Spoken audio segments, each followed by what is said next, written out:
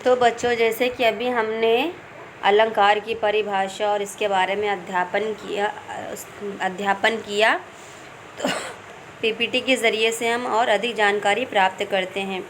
जैसा कि मैंने बताया, जिस प्रकार एक सुंदरी विभिन्न आभूषणों द्वारा अपने शरीर को सजाती है, उसी प्रकार कवि भी अपनी कविता को विविध शब्द व अर्थ योजनाओं से सजाता है। वे सुसज्जित शब्द व अर्थ योजनाएं ही काव्य में अलंकार कहलाती हैं। बच्चों, मानव समाज बहुत ही सौंदर्य उपासक रहा है। हमेशा से उसे सुंदरता से प्रेम रहा है। उसकी प्रवृत्ति ने ही उसकी जो प्रवृत्ति है मानव की, उसी ने ही नए नए अलंकारों को जन्म दिया है। अलंकार जो होते हैं बच्चों, वह कविता की कामनी सौंदर्य को बढ़ाने वाले तत्व हैं। वह कविता की सुंदरता को बढ़ाने में महत्वपूर्ण योगदान देते हैं। अलंकार, जैसे कि आप इन चित्रों में देख सकते हैं कि किस प्रकार एक स्त्री अपनी सुंदरता को बढ़ाने के लिए विभिन्न प्रकार के आभूषणों का प्रयोग करती है। आगे बढ़ते हैं हम बच्चों, हम इसे देख लेते हैं। आओ अलंकारो सजे भाव भाषा भुवन में, अनः प्रश्लेष यम को पमा रूप क्रोध प्रक्षा मानवीकरण के चमन में। बच्चों, यदि आपने इसमें ध्यान दिया होगा तो इसमें बहुत सारे अलंकारों को जोड़कर यह 4 लाइन की कविता बनाई गई है।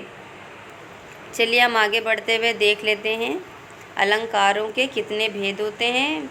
जैसे कि मैंने उससे पहले ही बताया, अलंकार के 3 भेद होते हैं। इसमें से एक नहीं है शब्द अलंकार, अर्थ अलंकार और एक उभय अलंकार। तो सबसे पहले हम शब्द अलंकार के बारे में अध्यापन करते हैं। देखिए, अलंकारों को कितने भागों में विभक्त किया गया है। अर्थ अलंकार के इतने सारे प्रकार होते हैं। रूपक अलंकार, उपमा अलंकार, उत्प्रेक्षा अलंकार, विरोधाभास, मानवीकरण, अतिशयोक्ति, भ्रांतिमान, संदेह, उपमेय, उपमा, यह सब अर्थ अलंकार के भेद हैं। और उभय अलंकार के 2 भेद होते हैं, संसृष्टि और संकर। और शब्द अलंकार के इस प्रकार भेद होते हैं बच्चों, देख लीजिए। अनुप्रास अलंकार, यमक, श्लेष, पुनरुक्ति, वक्रोक्ति और विप्सा। चलिए आगे बढ़ते हैं। पहला जो हमारा अलंकार का भेद है वह है शब्द अलंकार। बच्चों, शब्द अलंकार 2 शब्दों से बना है। शब्द धन कार, जिसका अर्थ होता है शब्दों में चमत्कार उत्पन्न होना। जिस अलंकार में शब्दों के प्रयोग के कारण कोई चमत्कार उपस्थित हो जाता है और उन शब्दों के स्थान पर समानार्थी दूसरे शब्दों के रख देने से वह चमत्कार समाप्त हो जाता है, वह शब्द अलंकार माना जाता है। शब्द अलंकार के बच्चों 3 भेद होते हैं, अनुप्रास अलंकार, यमक अलंकार और श्लेष अलंकार। चलिए हम आगे बढ़ते हैं।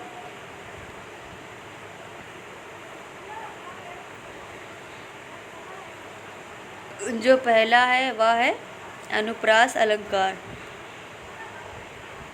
जहाँ व्यंजनों की आवृत्ति ध्वनि सौंदर्य को बढ़ाए, वहाँ अनुप्रास अलंकार होता है। व्यंजनों की आवृत्ति एक विशेष क्रम से होनी चाहिए।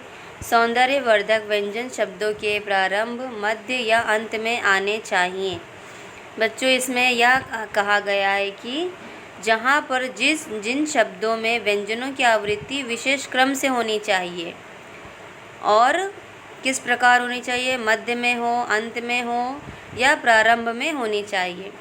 चलिए हम उदाहरण देख लेते हैं, आपको आसानी से समझेगा। जैसे कि मोहन की मधुर मुरली मेरे मन मयूर को मस्त करती है। जैसे कि बच्चों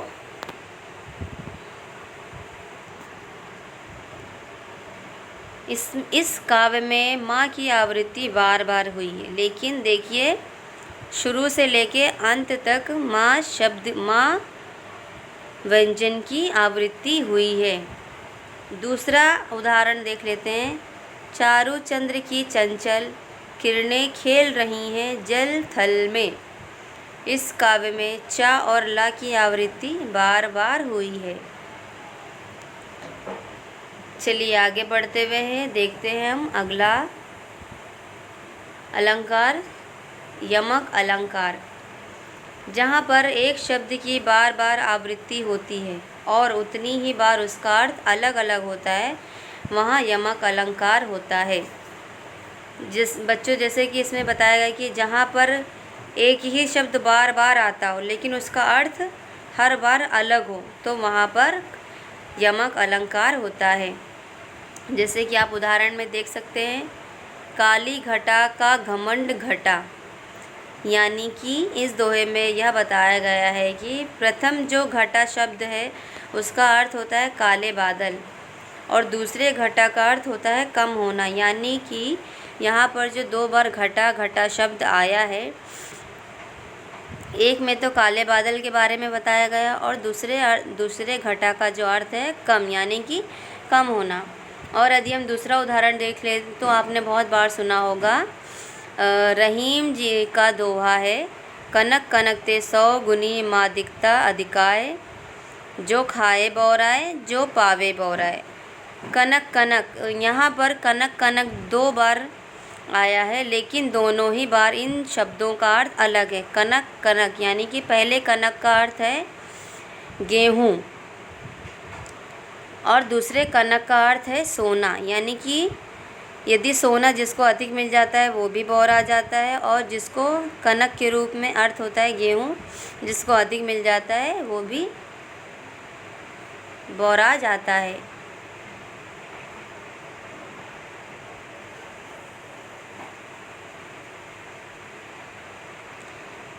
माफ़ करना बच्चों, मैंने थोड़ा गलत बताया है। कनक कनक, एक कनक का अर्थ होता है धतूरा और दूसरे कनक का अर्थ होता है सोना। यानी कि यदि जो कनक धतूरा कोई खा ले तो भी बौरा जाता है और यदि सोना अधिक पाले तो भी वो बौरा जाता है। माफ़ करना, हम अभी आगे बढ़ते हैं, तीसरे अलंकार की ओर बढ़ते हैं। शब्द अलंकार का जो भाग है वह है श्लेष अलंकार। जहाँ एक ही शब्द के द्वारा एक से अधिक अर्थ का बोध हो वहाँ श्लेष अलंकार होता है।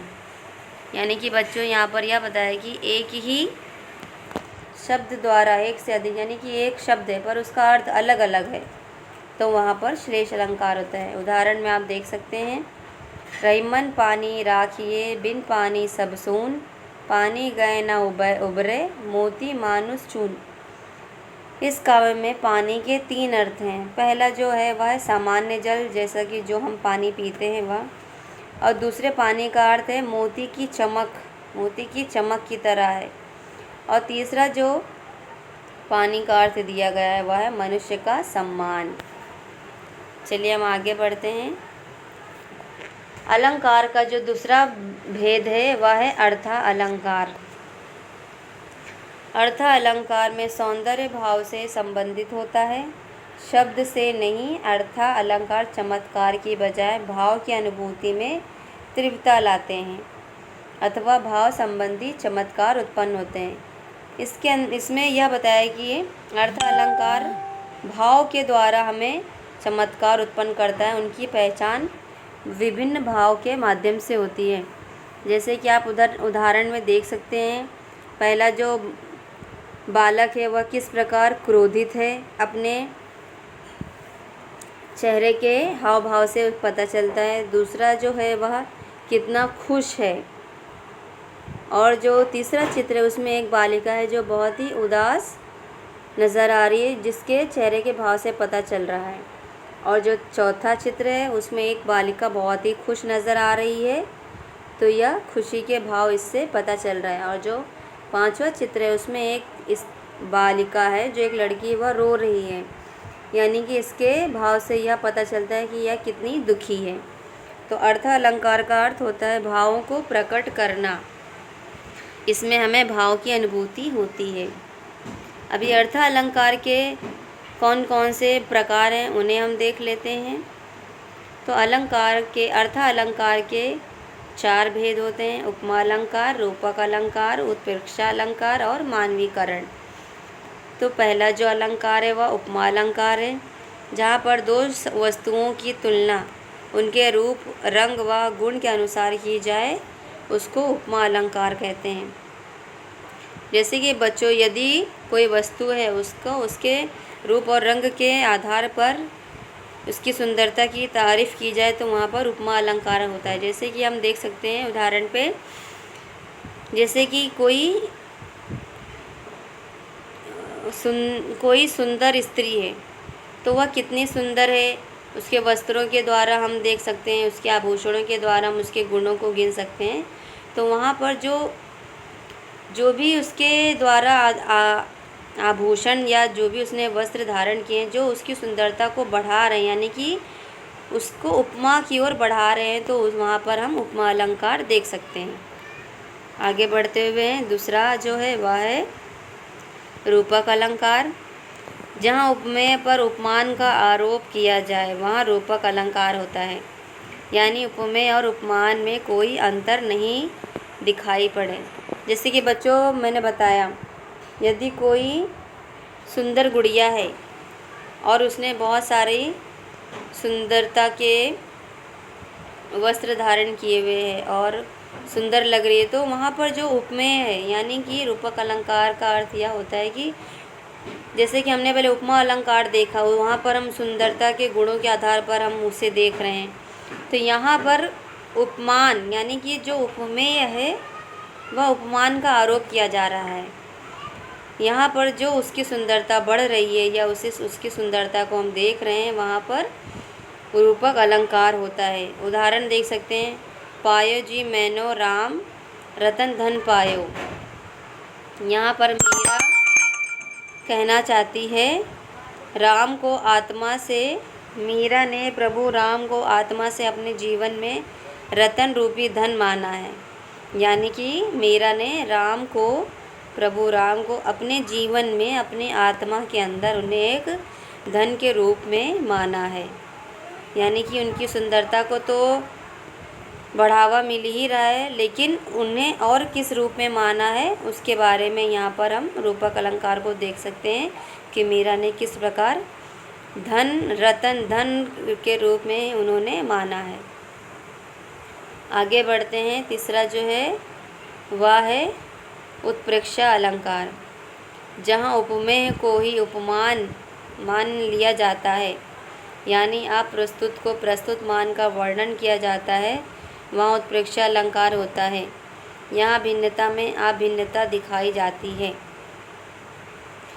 आसान शब्दों में कहें तो बच्चों अर्थ यह निकलता है जैसे कि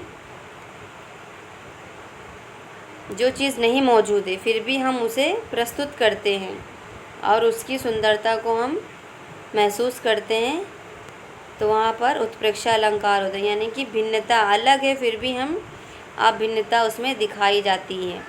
उदाहरण जैसे कि कहती हुई यूँ उतरा के नेत्र जल से भर गए, हिम के कणों से पूर्ण मानो हो गए पंकज नए।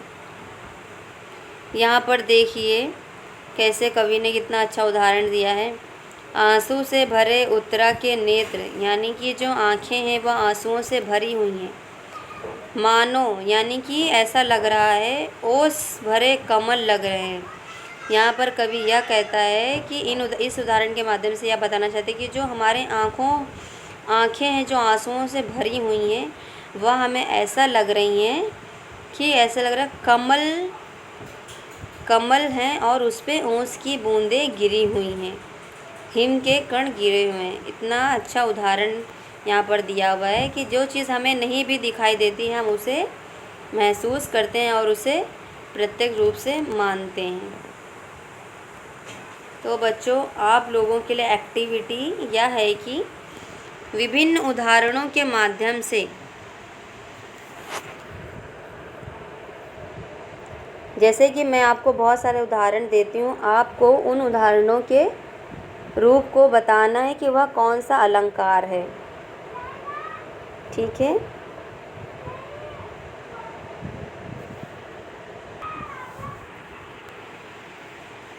अच्छा बच्चों बताइए,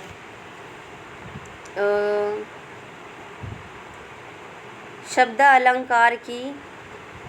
अलंकार को हम कैसे पहचानेंगे? मैम, जिन शब्दों में चमत्कार उत्पन्न होता है उसे शब्द अलंकार कहते हैं। बहुत अच्छा उत्तर दिया आपने। अच्छा, काली घटा का जो उदाहरण है वह किस अलंकार का उदाहरण है? मैम, वह शब्द अलंकार का उदाहरण है। जी बहुत अच्छा।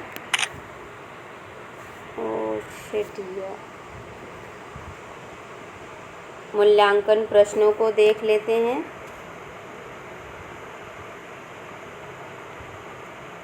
अर्थ अलंकार किसे कहते हैं? अर्थ अलंकार मैम उसे कहते हैं जहाँ पर शब्दों में भावों की आवृत्ति हुई हो, जहाँ पर हम लोगों के भाव के द्वारा पहचानते हैं। जैसे कोई रो रहा है, हंस रहा है, तो हम वहाँ पर अर्थ अलंकार को देखते हैं। बहुत अच्छा उत्तर दिया। दूसरा प्रश्न है कि रूपक अलंकार किसे कहते हैं? रूपक अलंकार की परिभाषा। मैम, रूपक अलंकार का अर्थ होता है जिन शब्दों में, जिन काव्यों में सुंदरता और उसकी गुणों की पहचान हो, वहाँ पर रूपक अलंकार होती है। बहुत अच्छा बच्चों। अच्छा बच्चों बताइए, यमक अलंकार किसे कहते हैं? यमक अलंकार मैम होता है जहाँ पर एक ही शब्द की आवृत्ति बार बार हो, वहाँ पर यमक अलंकार होता है। जैसे उनकी आवृत्ति बार बार हो परंतु उनका अर्थ अलग हो, वहाँ पर यमक अलंकार होता है। जैसे कि उदाहरण बच्चों, उदाहरण में मैम पानी बिन राखिए, बिन पानी सब सून। यहाँ पर पानी के शब्दों को 3 भागों में हम अर्थ में देख सकते हैं। जैसे कि एक में आपने बताया था सामान्य जल होता है, दूसरे में मोती के समान और तीसरे में वह मनुष्य के समान होता है। बच्चों, आपने बहुत अच्छा उत्तर दिया और बहुत अच्छे से अलंकारों के बारे में अध्ययन किया। तो बच्चों, आज हमने हिंदी व्याकरण में अलंकारों के बारे में अध्यापन किया। आप लोगों का गृह कार्य यह है कि आप लोग अर्थ अलंकारों के भेदों के बारे में लिखकर लाइए और उनके उदाहरण लिखकर लाइए। यह आपका गृह कार्य है। तो बच्चों, आज हमने हिंदी व्याकरण में अलंकारों के बारे में अध्यापन किया। आप लोगों को अच्छे से समझा होगा, ऐसा मैं उम्मीद करती हूँ। अगले और अलंकारों के बारे में हम अगली तासिका में अध्यापन करेंगे। धन्यवाद।